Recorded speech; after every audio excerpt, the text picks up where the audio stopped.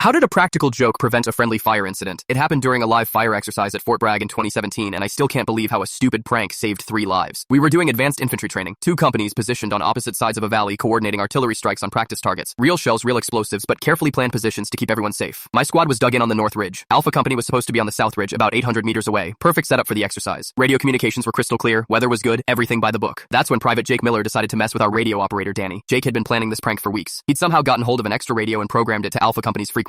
Danny was this super serious kid from Iowa, never laughed at anything, always followed protocol exactly. Jake thought it would be hilarious to send fake radio messages and confuse him during the exercise. So Jake starts transmitting these ridiculous fake reports. Alpha Company requesting airdrop of pizza and beer. Alpha Company reporting UFO sightings. Completely juvenile stuff that had our whole squad trying not to laugh. Danny was getting more frustrated by the minute. These aren't proper radio procedures, he kept saying. Someone's violating communications protocol. Jake just kept sending more fake messages, each one more absurd than the last. Then the real radio traffic started. Artillery unit calling for final position confirmations before the live fire exercise. Danny responded with our actual coordinates. North Ridge, grid 345789, all personnel accounted for. That's when Jake, still playing his prank, transmitted one more fake message. Alpha Company reporting position change. Now located North Ridge, grid 345789. Repeat, Alpha Company has moved to North Ridge. Danny went ballistic. That's our position. Someone's giving false coordinates. He started frantically trying to reach the real Alpha Company to verify their location. But here's the thing. Alpha Company wasn't responding. Their radio operator had gone silent about 10 minutes earlier. We figured it was just technical problems. Radios malfunction all the time during training. Staff Sergeant Wilson heard Danny's panic and grabbed the radio. This is Bravo squad leader. Cancel all fire missions. We have conflicting position reports. Need immediate verification of Alpha Company location. The artillery unit confirmed they were locked and loaded, ready to fire on the South Ridge target area, but now they were confused about who was where. Protocol required positive visual confirmation before any live rounds. Wilson sent 2 guys with binoculars to scan the South Ridge. What they found made everyone's blood run cold. Alpha Company was actually there exactly where they were supposed to be, but they were 200 meters east of where they'd originally reported. They'd moved positions without updating anyone. Radio problems had prevented them from sending the new coordinates. If Jake hadn't sent that fake message claiming to be at our position, nobody would have double-checked. The artillery was aimed directly at Alpha Company's actual location. They would have dropped live rounds right on top of 30 soldiers. The fake coordinates that Jake transmitted as a joke were only 50 meters off from where Alpha Company had actually moved. Wilson immediately called a ceasefire. All units,